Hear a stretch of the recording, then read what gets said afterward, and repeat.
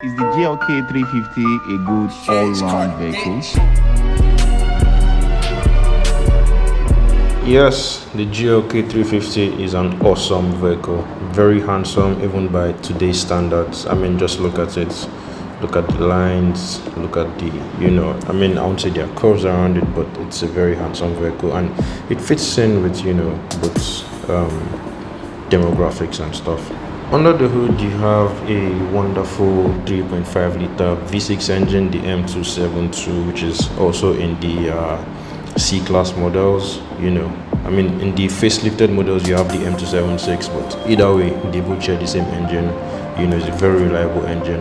And inside, I would say it's just there, but it's functional. It's nice. It's not that special, but it's nice nonetheless. And it's something you can get used to. Just look at the layout. It's very similar to the C-Class, and it's quite spacious, even for a small family, as long as you guys are not above 6'5". Before we go further, I want to give a big shout out to Minkel Autos. They're awesome. They have awesome cars for all budgets, and check them out.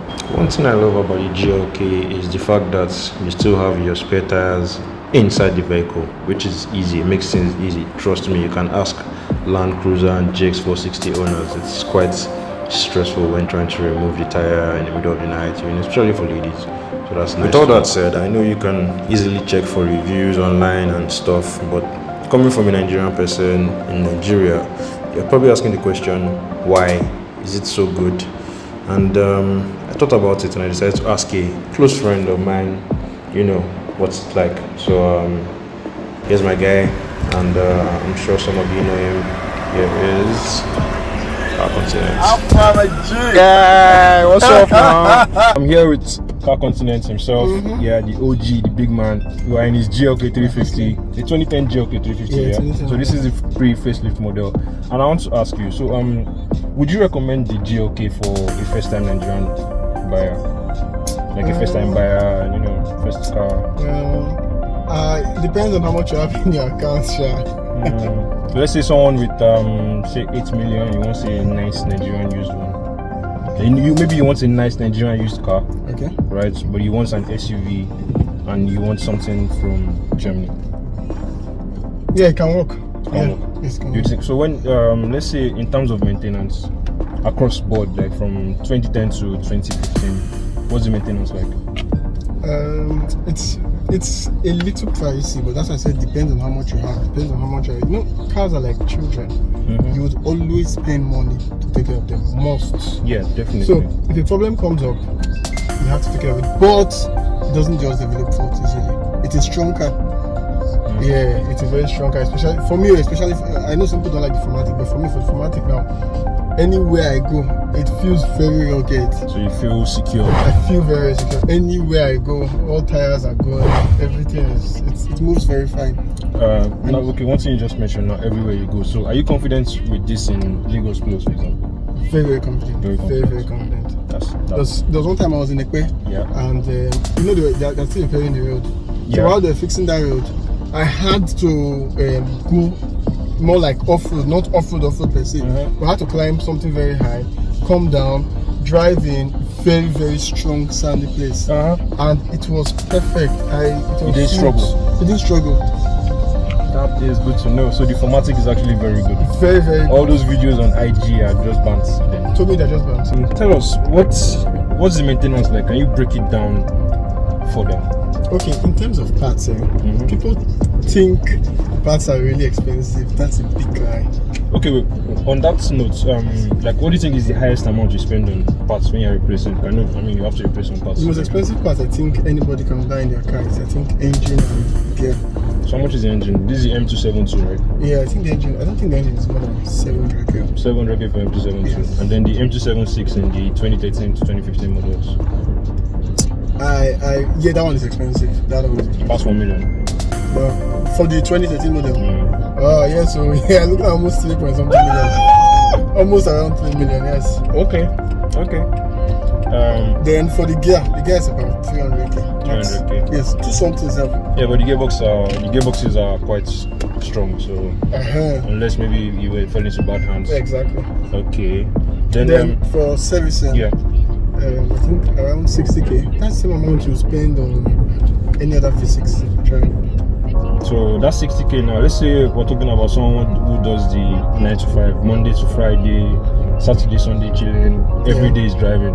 How often do you think you'll be servicing it? 3 or 4 months. 3 or 4 months? Yes. 60k? Yes, because you're using synthetic now. Synthetic, that's good. So it's pretty much like a regular car. You'd enjoy driving it.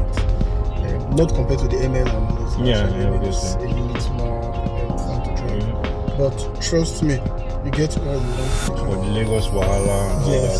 Yes, Perfect. to go. Except profiling though. Oh, the profiling. Yeah, I spoke about that before, you guys know. So yeah, in December I had a C250. They stopped me multiple times. They even searched the car, so they said I had in September, so I had the C300.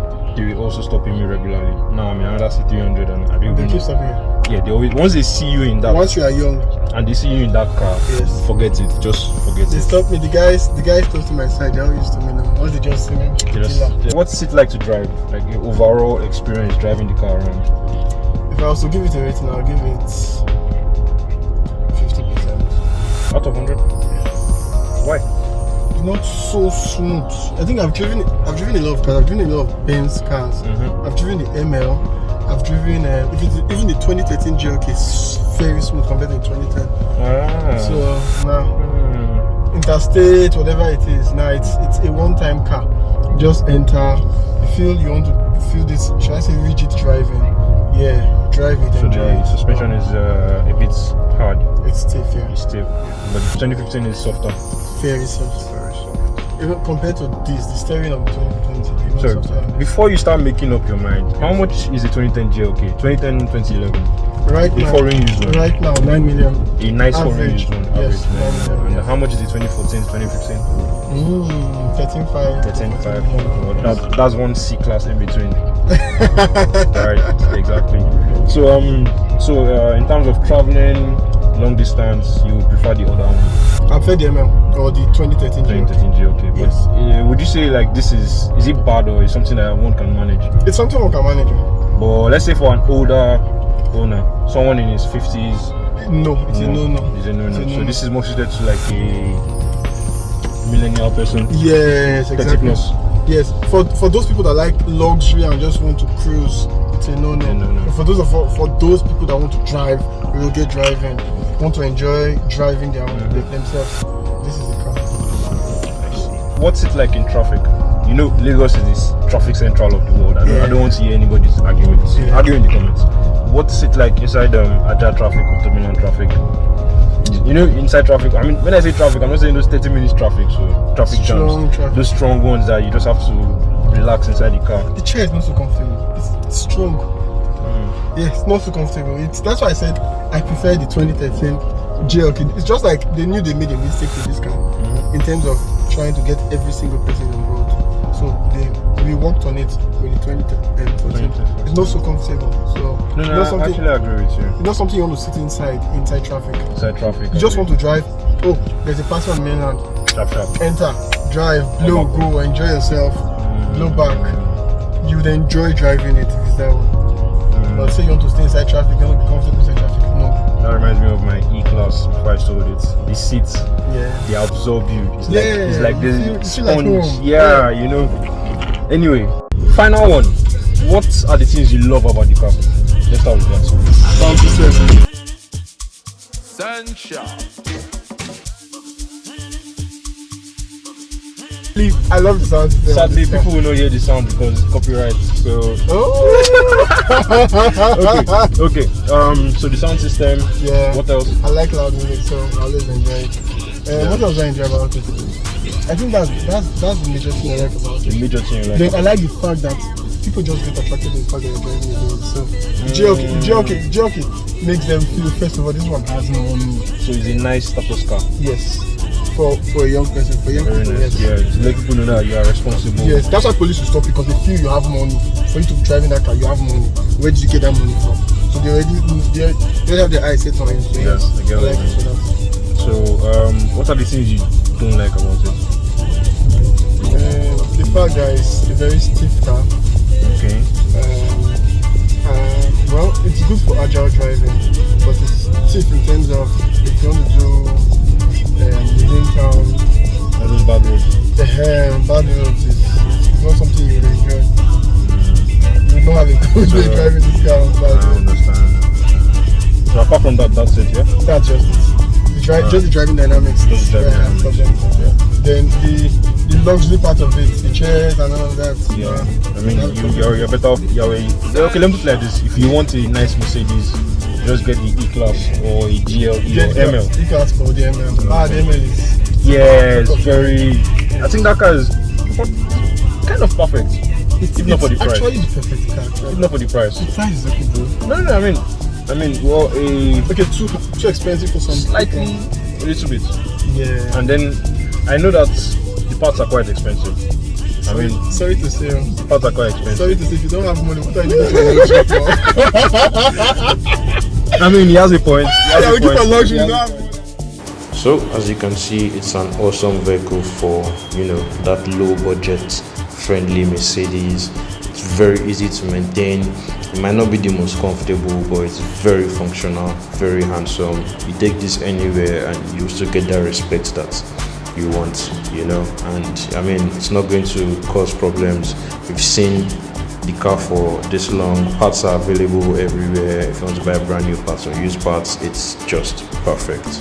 And if I was also looking for a small Mercedes-Benz SUV, for example, I would definitely go for a Mercedes GLK 350 from the years 2010 to 2015. See you guys in the next one.